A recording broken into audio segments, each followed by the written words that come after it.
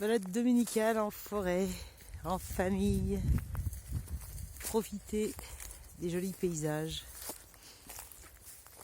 Le vent est toujours là, mais là on a vraiment des paysages magnifiques avec les montagnes, le Concorse,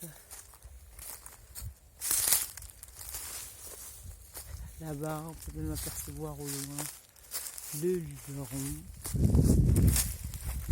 Et en fait on prend l'air, on s'oxygène, on voit des paysages merveilleux. On est dans la forêt aussi. Je crois que vraiment c'est de plus en plus mon énergie, et en même temps je me rends compte que j'ai peur. J'ai peur du noir, j'ai peur des bestioles. Donc je me dis c'est bien joli mon histoire de terrain aussi, mais en fait il va falloir aussi que je prenne sur moi pour vaincre ces peurs-là. Comment c'est possible d'avoir un terrain si tu as peur de te retrouver face à un sanglier, tu as peur de gérer des mulots, tu as peur du noir, s'il n'y a pas d'électricité. Elle est bonne celle-là. Mais bon, après je me dis aussi que c'est peut-être un besoin et que du coup quand on répond à un besoin profond, peut-être que du coup la peur se solde d'elle-même.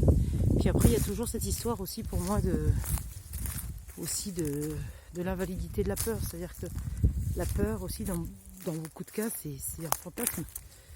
Si tu te trouves réellement dans la situation, peut-être que du coup tu as moins peur pour des situations comme celle que je viens de décrire. Bien évidemment, on n'est pas en train de parler de situations dramatiques d'un autre level que vivent des milliers, des millions de personnes et auxquelles je pense d'ailleurs tout de suite par rapport à ce que je dis, parce qu'elles ont des bonnes, très bonnes raisons d'avoir peur pour leur vie.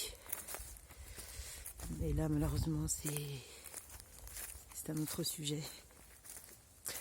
Alors, je reviens sur les ondes positives de cette